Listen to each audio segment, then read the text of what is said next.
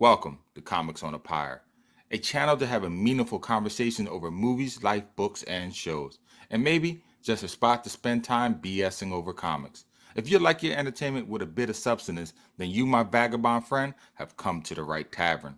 Tether your horse by the post and come right on in and warm yourself by the fire. Tap that subscribe button, and for the next few minutes, my fellow George Carlin reprobate, lend me your ear.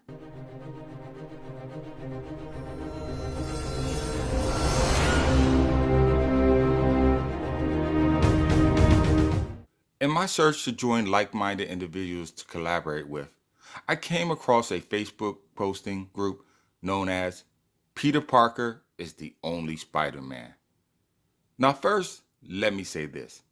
I don't think this group means anything malicious by this. In fact, I totally see their point. Spider-Man, for many of us, was a childhood hero. One that we all spent plenty of Saturday mornings in front of the TV, watching with a big bowl of Frosted Flake cereal. Oh, the memories. But on that same token, I do see the need for kids to experience the sensation of actually being Spider-Man. And by having many different personifications of him, kids all over the world can get a closer association of this amazing, spectacular, sensational character. And therefore the values he conveys to the youth take a deeper hold and plants roots. Which leads me to think, is it necessary for superheroes to stay the same race when they are conveyed on TV or movies? Hollywood has known for a long time the ramifications in letting kids of different races believe that they can be empowered.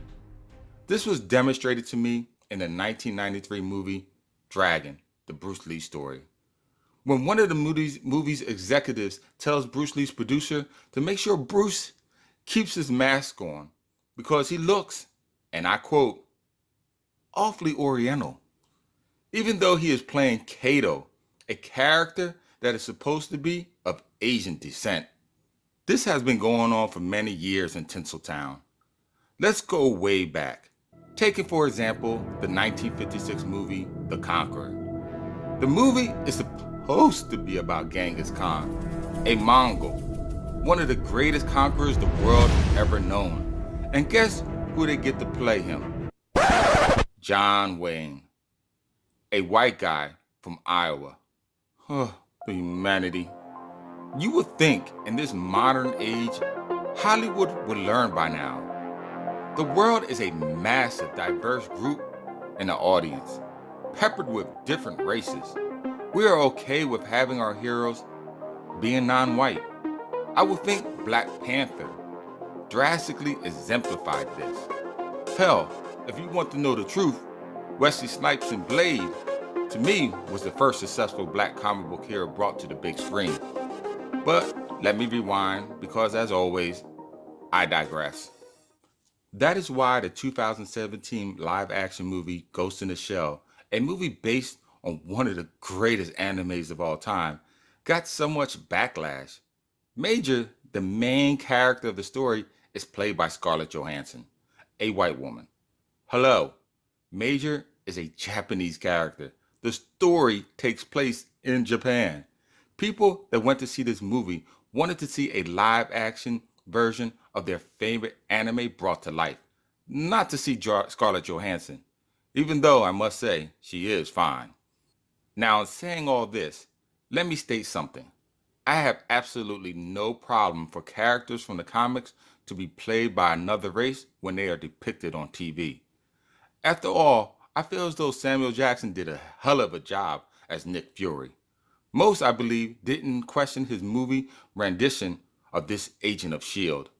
Nevertheless, knew that Nick Fury in the comics was a white guy, unless you read comics yourself. The only area where I start having a problem is when that superhero's race is tied to their identity, and Hollywood goes and changes it. To me, it messes up the whole experience. It's like if Hollywood made the movie Deadpool rated G. Does anyone believe that this movie would have been anywhere near as successful? Of course not. Deadpool is the merc with the mouth, the foul-mouthed anti-hero assassin, not a Tinkerbell meant for children. Well, there you go. Hopefully I've given you something to think about. Let me know in the comment section below. Should comic book characters stay the same race when they are transitioned on a big screen? Is it important to you? And if so, why? This is an open forum. There are no wrong answers here, as long as it comes from a healthy place. Until next time though, visit my YouTube channel, Comics on the Pyre. Tap on that bell icon before you go, and oh yes, until next time, keep reading my friends.